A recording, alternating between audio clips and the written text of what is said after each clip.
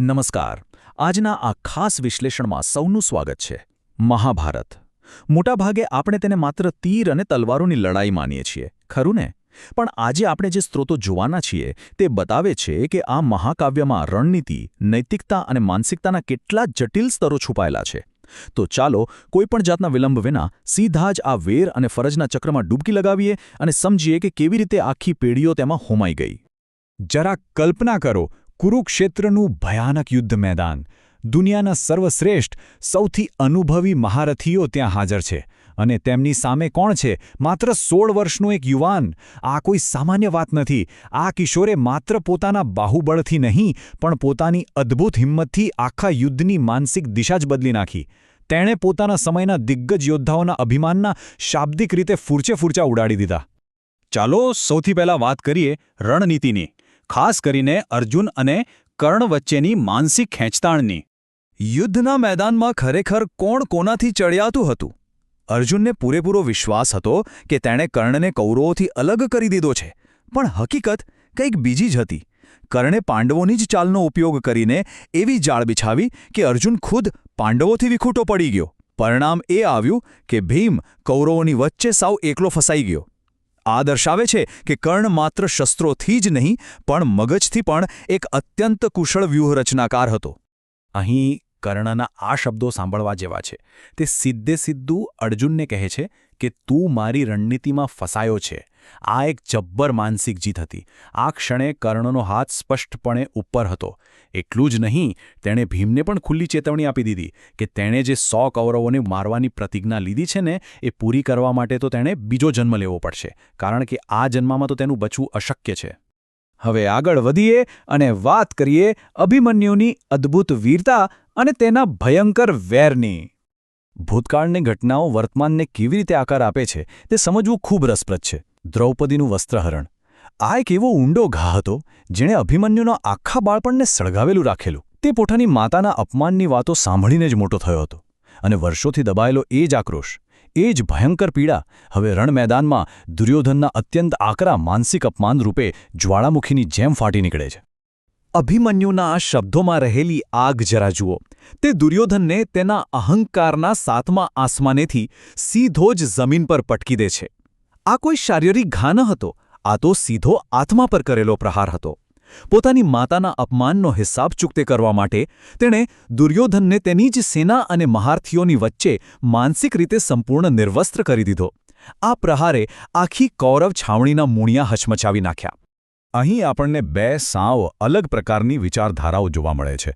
કર્ણ એકદમ વ્યવહારુ છે. તે અભિમન્યુની તાકાત સમજે છે અને તેને જીવતો પાછો ફરી જવાની સલાહ આપે છે. પણ અભિમન્યુ, એને તો કોઈ ડર જ નથી. તે દૃઢપણે માને છે કે સાચા યોદ્ધા માટે આવતીકાલ હોતી જ નથી. જે છે તે મૃત્યુ સામે ઊભેલી આજની પળ જ છે. તે તો સામેથી કર્ણને ઉશ્કેરે છે, તેના જ પુત્ર વૃષસિંહના મૃત્યુની યાદ અપાવીને. પોતાના જીવ કરતાં તે પોતાના સન્માનને 1000 ગણું વધારે મહત્વ આપે છે. અને આ અપમાન પછી દુર્યોધનની માનસિક હાલત શું થઈ? ચાલો જોઈએ. દુર્યોધનનો ક્રોધ અને તેની પીડા. ટેકનિકલી જોવા જઈએ તો કૌરવોએ તે દિવસે પાંડવોની આખી એક અક્ષોહિણી સેનાનો ખાત્મો બોલાવી દીધો હતો. લાખો સૈનિકો માર્યા ગયા હતા અને ભીમ એક પણ કૌરવને મારી શક્યું ન હતો. કાગળ પર આ કૌરવોને બહુ મોટી જીત હતી, પણ છાવણીમાં વાતાવરણ કેવું હતું ખબર છે? જાણે તેઓ સાવ હારી ગયા હોય તેવું.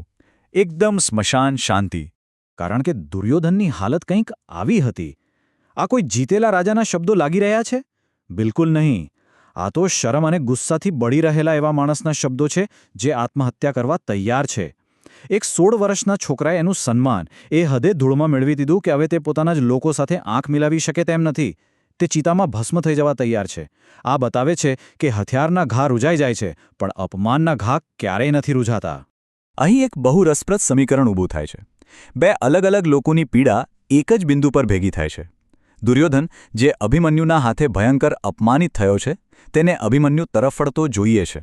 અને બીજી બાજુ છે જયદ્રથ, જેના મનમાં પાંડવોએ ભૂતકાળમાં કરેલા અપમાનની આગ સળગી રહી છે.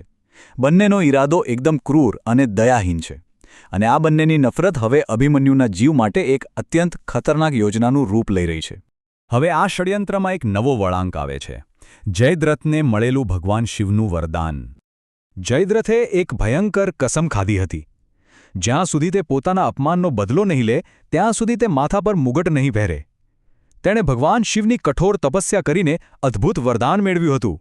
હવે જરા વિચારો, એક તરફ જયદ્રથનું આ અજેય વરદાન અને બીજી તરફ દુર્યોધનની અભિમન્યુના લોહીની તરસ.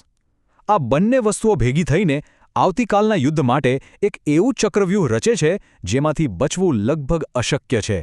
બરાબર એ જ સમયે પાંડવોની છાવણીનો માહોલ સાવ અલગ છે. દ્રૌપદી અને ગર્ભવતી ઉત્તરા ખૂબ ખુશ છે. દ્રૌપદીને વર્ષો પછી પોતાના અપમાનનો બદલો મળ્યાની ઊંડી શાંતિ થઈ રહી છે. પણ અહીં શ્રીકૃષ્ણના ચહેરા પરની ગંભીરતા કંઈક અલગ જ વાર્તા કહી રહી છે.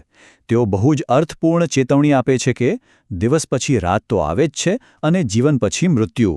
આ કોઈ સામાન્ય વાત ન હતી. આ આવતીકાલે ત્રાટકવાવાળા એક મહાવિનાશનો સ્પષ્ટ સંકેત હતો. ચાલો હવે યુદ્ધના મેદાનથી થોડા દૂર જઈએ અને જોઈએ કૃષ્ણનો ઉપદેશ અને સાંબની કાયરતા. અહીં ખુદ શ્રીકૃષ્ણનો પોતાનો જ પુત્ર સાંબ તેમના પર ભયંકર આક્ષેપો લગાવી રહ્યો છે. સાંબ ગુસ્સામાં આગ બબૂલો છે. તેનું કહેવું છે કે કૃષ્ણએ ધર્મ નામે 7 અક્ષોહિણી સેનાઓ અને કેટલાય મહાન રાજ્યોનો સર્વનાશ કરી નાખ્યો.